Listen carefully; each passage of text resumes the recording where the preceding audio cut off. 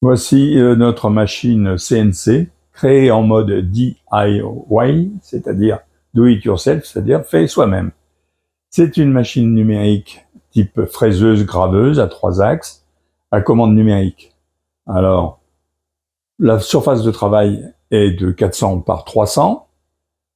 Le moteur, alors les moteurs sont disposés pour ce qui est l'axe d'Y, un moteur de chaque côté de façon à équilibrer la charge et la traction.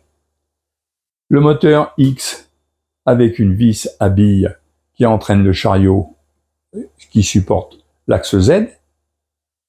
L'axe Z qui supporte la broche et la broche qui tourne à 12 000 tours avec un variateur associé dans le boîtier de contrôle. Ici, nous avons un boîtier offline qui permet de commander la machine sans PC, c'est-à-dire qu'on lui met une petite carte TF qui contient les programmes et ça vous permet de travailler en offline sans aucune liaison avec les ordinateurs. Ici, nous avons la platine de commande des moteurs pas à pas, donc X, Y et Z, plus aussi une entrée USB qui permet de se relier à un PC dans le cas où on voudrait travailler avec des logiciels tels que Candle, UGS et d'autres, à condition d'avoir débranché ce câble plat qui, lui, connecte le petit écran offline. Donc on ne peut pas marcher les deux en même temps. C'est ou offline ou USB extérieur. Ensuite, nous avons une alimentation, un boîtier général qui comporte les alimentations qui est connecté en 220 avec ici l'indication du nombre de tours minutes de la broche qui est réglée avec ce potentiomètre là. Elle peut être activée ou désactivée, la broche, en moyennant ce bouton. Voilà. Ensuite, nous avons un interrupteur général qui permet de mettre la machine en tension.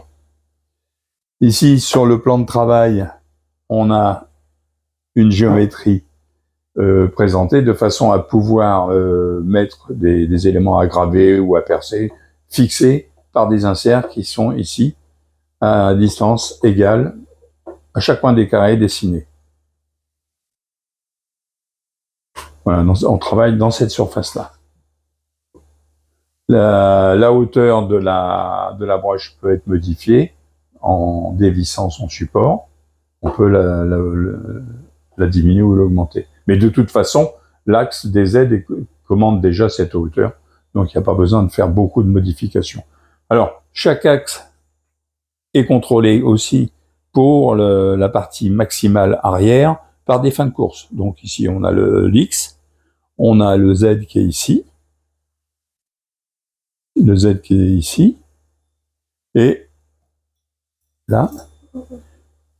Et ensuite, on a le Y qui est derrière ici.